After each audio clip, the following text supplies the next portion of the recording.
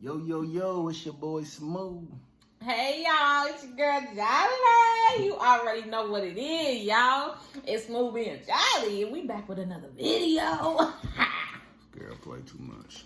But y'all, this video is gonna be all about, like, we posted the labor and delivery video, but this one's more gonna be about a story time, about the real story of what went down when I was in labor and delivery. And I'm gonna start off by saying, y'all, it was crazy. It was crazy. Okay. But before we get to the story, make sure y'all like, comment, subscribe to the channel, man, so y'all can stay updated on everything that's going on with us and the baby, and so we can keep on having fun with y'all. Struggles, I've been going through all that. Like, we gonna talk about all that, okay? But y'all, so, well, actually, I'm gonna just start it from Thursday to the night that everything happened to Friday, when we actually went to the hospital and found out that I was gonna be delivering baby that day. Okay. So it was the 18th. Yep, the 18th. Like, I was good that whole day. We had went to Cedar Rapids, went and got food. You know, I was like having some mild, like, ain't nothing type. I wouldn't even call it cramps, just like mild, ain't nothing, like a little bit of like I guess it would be a cramp, a mild cramp. That was nothing. So, you know, I was like, oh, my stomach, okay, you know, nothing's wrong. So we had went that whole day, came back. I had still went that whole day, and then like 9 o'clock that night, like, I had lost my mucus plug like a couple days before that. And then 9 o'clock that night, I had lost some of it a couple days before that. Then 9 o'clock that night, like, the cramp, like, oh boy, I just started having some immense pain, y'all. like it was crazy, because I went from like 0 to 100, okay? So my butt was like, oh my gosh, my stomach, I'm cramping, you know? So every since then, because I didn't lose my mucus plug. A lot of people lose their mucus plugs all together at once. Mine was just coming out throughout the day, you know, bling, bling, bling, bling, bling, you know. So every time I went to the bathroom, it was like I was losing some. Like, I was losing some more. Then there was like chunks, like basically like little chunks of like boogers, so I'll say it like that. It looked like some boogies, y'all. So like 3 o'clock in the morning, like that whole night, I just kept getting up, going to the bathroom. Every time I went, I was losing some mucus, whoop-de-whoop-de-whoop, you know. So then 3 o'clock that morning, like, I lost, like, I guess that was like the last chunk, and it was like a bigger chunk, but it was like the last chunk, and then there was like some blood in it, and I was like, nah, boo, like, shoot, I ain't going in, I ain't even having no cramps. Like, this is just the start, because, you know, before you go into labor, people always say they experienced like some contractions before, and I hadn't had none of that until that Thursday, and I was like, this is just the start. This is the start, boom. And then I had went to my OBGYN that Tuesday, and they had asked me if I had any contractions or anything. And I was like, no, but I really want to. I want this baby out. So I think I jinxed myself. And then I also had started drinking pineapple juice too, which I think did the thing, you know, too. Because they say you drink pineapple juice, will that get the contractions going? So I did that. Okay, so fast forward. So now we get to Friday. So, yep, about 3, 4 o'clock, I had lost the last chunk, and there was blood. And then that whole night, I just repeatedly kept getting up, going to the bathroom, getting up. I couldn't sleep. Like, I didn't sleep at all that night, because, like, the pain was, like, so, and it was coming back to back to back to back to back. But I was like, no, I was in denial, y'all. Like, when I tell y'all I was in denial, I'm not in labor. I'm not going in labor. I don't have my hair done, nothing. So I was like, I'm not going into labor. So I didn't, you know, I was just like, whatever. I'll wake up Friday, everything will lesson, be okay, whoopty, whoopty, whoop. Get up. I gotta wake this dude on Friday morning, right?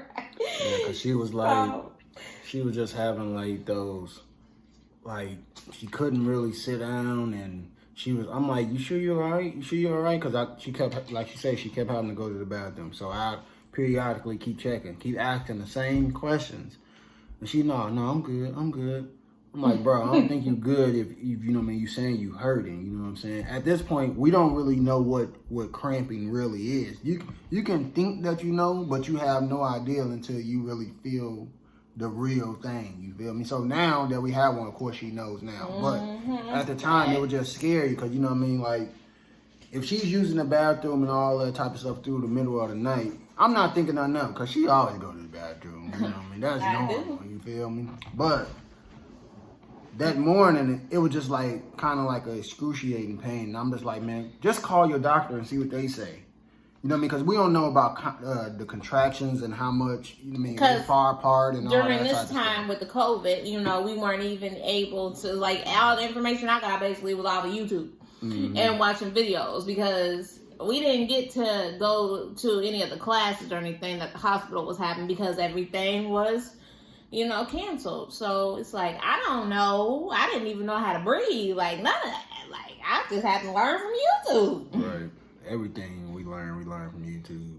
It could be a gift and a curse too. But she ended up calling the doctor. The doctor said, you know what I mean, if it continues to do what it's doing, then I think you should go in. You know what I mean? So we end up going in, you know what I mean, to make a long story short, you know what I mean, she went in and she wasn't dilated yet. You know what I'm saying? But I was 1 centimeter. You was 1 centimeter. So, but my contractions was 1 to 2 minutes apart. So basically, I was in labor without being in labor because I was having my contractions 1 to 2 minutes apart, but I was only 1 centimeter dilated. So they were like, well, we're going to see if we can move this along so that we can hopefully get you to deliver a baby today. So they're like, okay, so we can bring in the ball. We can have you walk, whatever. So I'm like, okay, I'll walk. So mind you, I've been going to the bathroom all night, and that continued while I was at the hospital too. So we're walking the lap. After every lap, I had to go to the bathroom, right? So they come back in 2 hours later because they are like, in 2 hours, we'll check again. So they come back in 2 hours later, and like, I'm thinking they're going to send me home because I'm still only 1 centimeter dilated. Like, look, y'all, I was shocked, okay? So the people come, and they check me, and they're like, you're having a baby today. I was like, what? And they're like, you're 6 centimeters dilated. Right. Let's get this started. And I'm like, hold on, I went from 1 to 6? That fast. So in our minds, we like, how can you go from 1 to 6 in 2 hours? This is our first baby, so we don't really know. You know what I mean? Like how long, you know what I mean, it take for a contraction to go up, I mean, to be dilated at a certain point in time or nothing.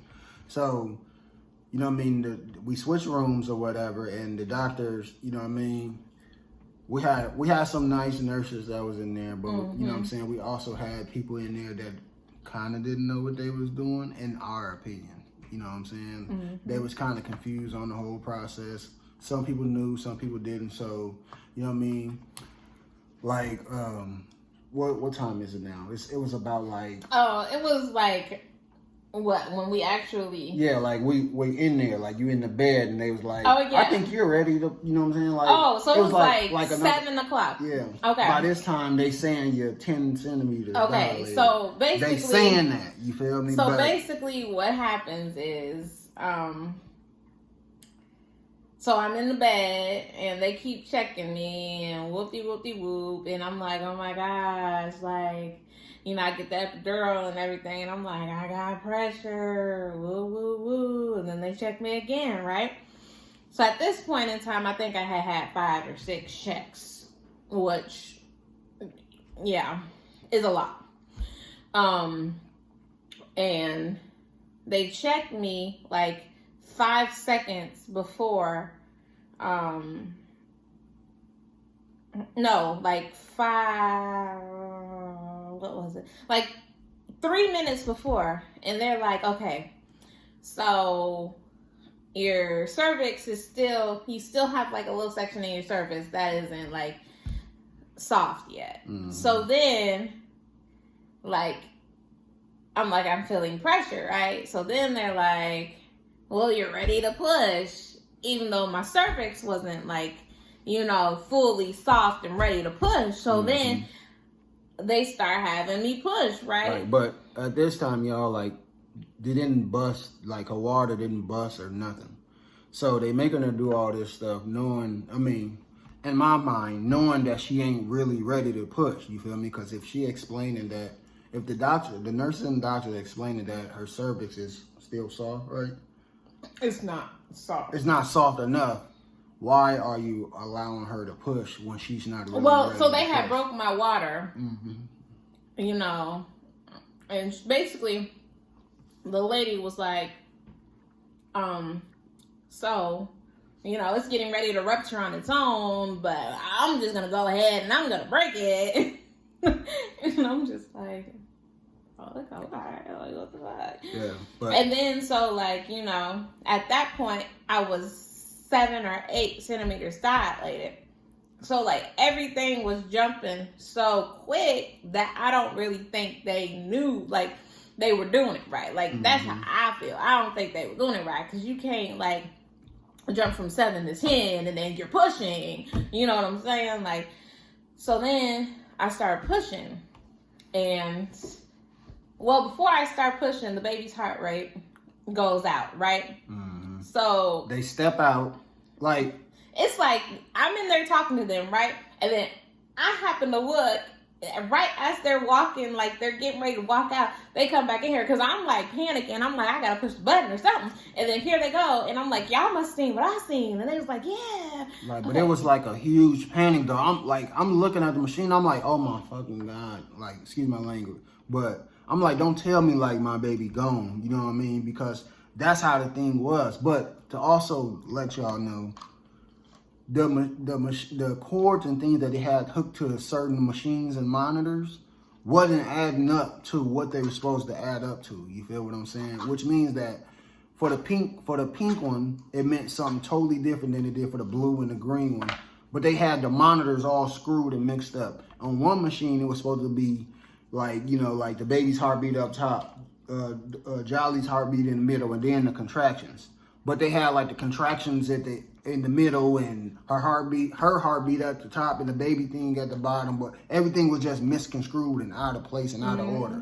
But the doctor that they had us with wasn't really her real doctor, so they don't really, you know what I'm saying? They don't really know her body. They don't really know what's going on. Even though these guys are registered and they real official nurses and doctors, a lot of them really didn't know what they were doing. You know what I mean? Jolly had to get an epidural because she really couldn't go through the pain and the contraction. You feel me? So when her real doctor came, oh my gosh, yeah, okay. So before she came in, right? So the heartbeat, like that wasn't the first time it went out, right? So they had to, like I'm saying, they had to stick their hands up my cervix multiple times, right? A lot of times, which is not good. So then they put this little machine on the baby's head because the monitor's not reading right or whatever. The monitor's messed up and the baby's heart rate keeps going in and out. So they put this little monitor on the baby's head, right?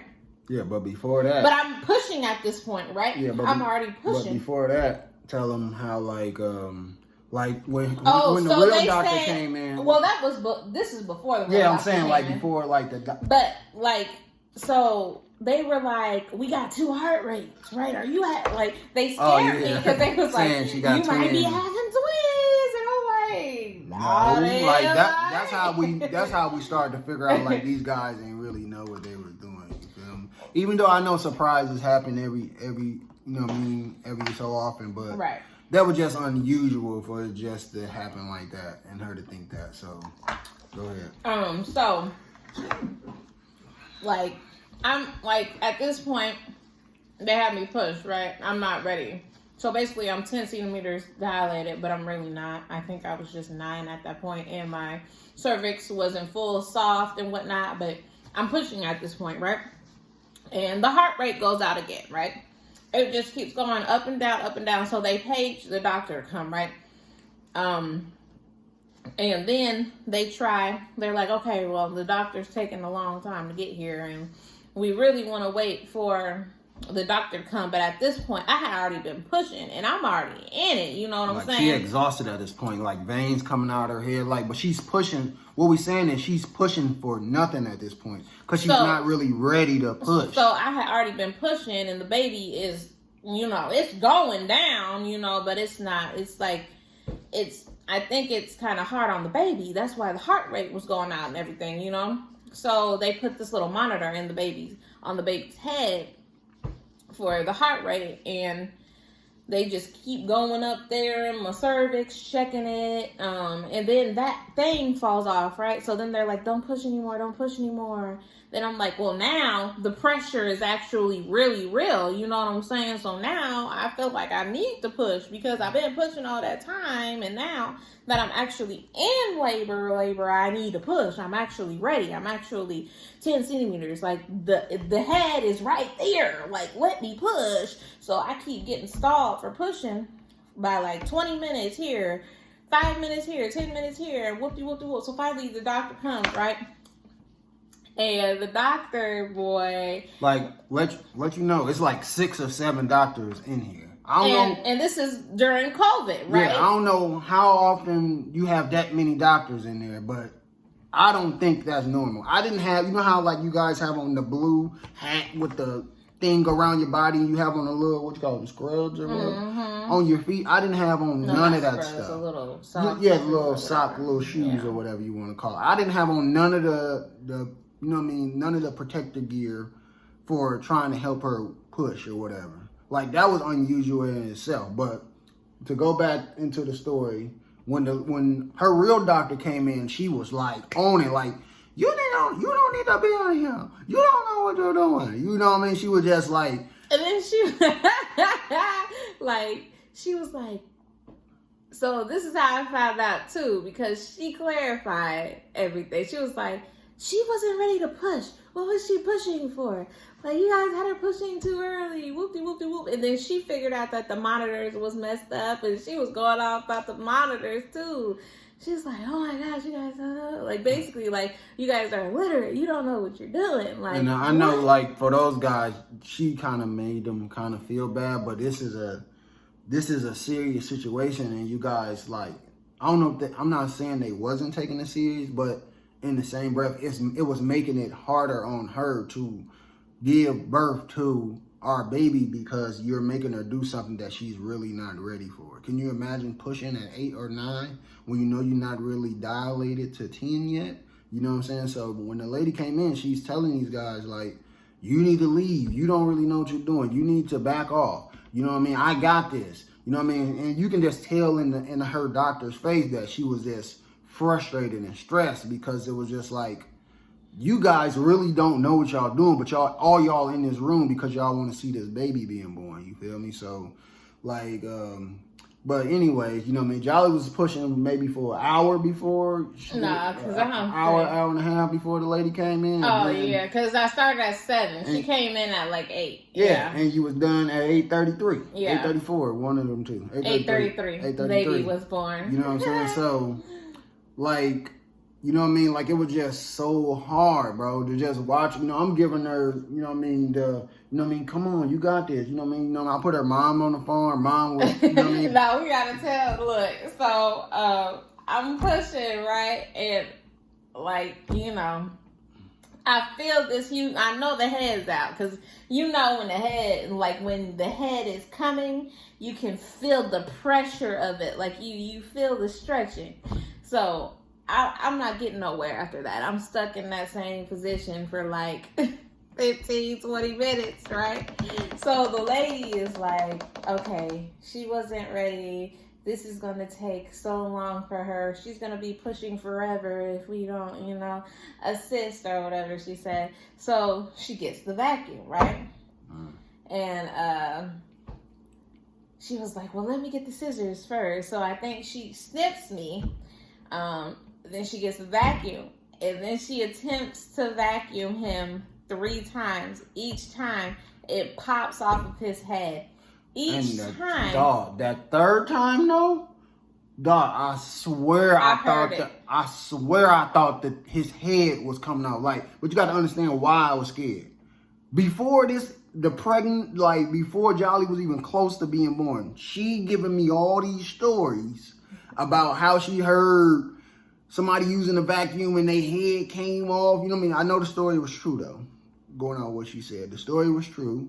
You know what I'm saying? But to how if you would have heard how it snapped, you would have thought the baby head came off too. And it was like it seemed as if she was being very aggressive with trying to get him out because due to her being stressed and frustrated of what the other workers was doing. And mind you, like I'm like while I'm pushing and I'm like literally, I think while I like everything is so hazy because I think while I was pushing, I was on the verge of like really about to pass out. Like but dude, that's how you was looking though. Like you was sweating, like your veins was like it was just like you trying to do something, but you know you're not capable of doing it. So if they're telling you push, but you cannot push no more. You know what I mean? It's like, you know how y'all all the ladies comment, y'all know what that thing is like when y'all pushing in labor, but they making you push knowing that you really basically out of breath. You and that it just was too much. You know what I'm saying? I know you want to get the baby out. I know you want to get him out safe and be secure, but at this point in time, she wasn't able to really push, and it was taking so much out of her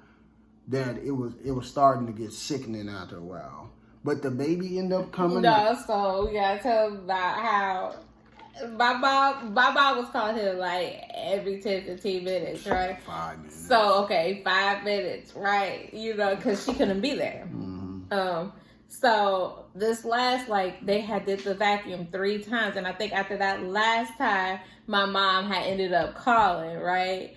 And somehow, you know, I guess the doctor or whatever was like, put her on speakerphone, and then you was like, you put her on speakerphone, and she was like, push, and shortly after that, the baby just sprouted out. It was crazy. Yeah, but the baby came out, and then it was just dude,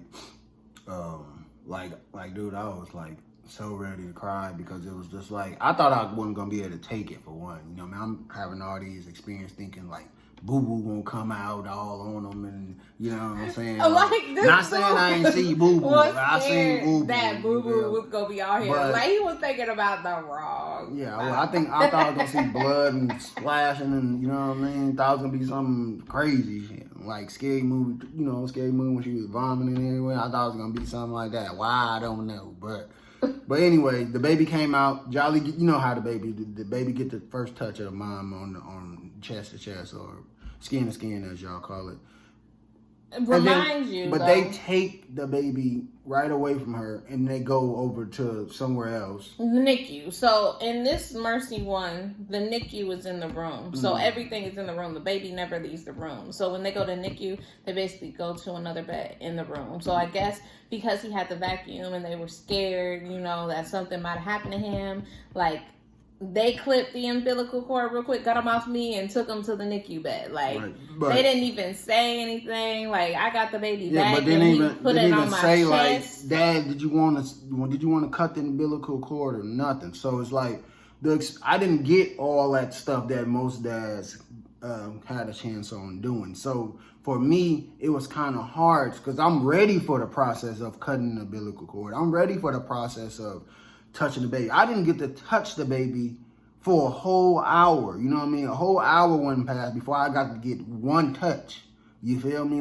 And it bothered me a lot. You know what I'm saying? Even in the hospital, after the baby was born and all that stuff, I didn't get a full connection with the baby because either the nurses had him or Jolly had to have him for her reasons. You feel me? So the whole process of having a baby was hard for me because I've been waiting on this moment my whole life, and for not to have that one moment that I can share with my son bothered me a lot. So that's why we kind of doing this story time to let y'all know what we went through because we didn't get to. But also we gotta tell them about so after we had the baby, you know, I think I basically passed out, but I didn't pass out because I don't remember everything after that. I remember they put the baby on me, and then they put a rag on me, and that was practically it.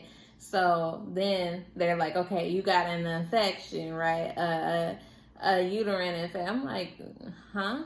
Well, actually, they don't even tell me that. They just tell me I can have an infection. Mm-hmm. So I'm not sure what they mean by I have an infection. Like, where's the infection? How did I get it? But then, like, later on, like, after I got out the hospital, I, like, looked up on it and everything. Remember, I was telling y'all about all those times they was putting my hands and doing all that stuff in my cervix. Like, my cervix was getting checked too much. Too many hands was going up there and whoop-de-whoop-de-whoop, which might have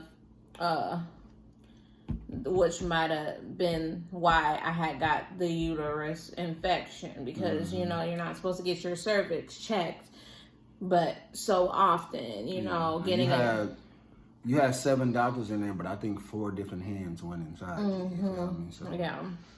So I basically was put on antibiotics, which sucks. I didn't think I was gonna make it out the hospital in the 2 days that I was supposed to. I thought they was gonna make me stay extra day because they wanted to run more water through me and whatnot, but more liquids and antibiotics and everything through me. But we got out on 2 days, so yeah. But the whole COVID pandemic thing, like, man, like, it was so hard, y'all, in this process of trying to, take in everything on what's going on, trying to be safe, trying to be, secure and make sure that the baby's okay. You feel me? But, we blessed and we happy to have the baby boy in his world. We pray almost every day. We pray every day. We pray every meal. We pray before we go to bed. And we're just thankful for all the support that we got through the journey. We're going to continue to keep doing these videos of giving y'all updates on the baby and our life. And, we're going to do funny videos. I know y'all want to see our personality more. You feel me? Right. We're going to keep doing these videos for y'all. But make sure y'all like, comment, subscribe, and keep on with the Get Down with the Jolly. Smoothbeingjolly channel. He said with the Jolly because you know what it is. Well, you know what it is. With the Jolly. We appreciate y'all watching our videos. So we out. Bye. Bye.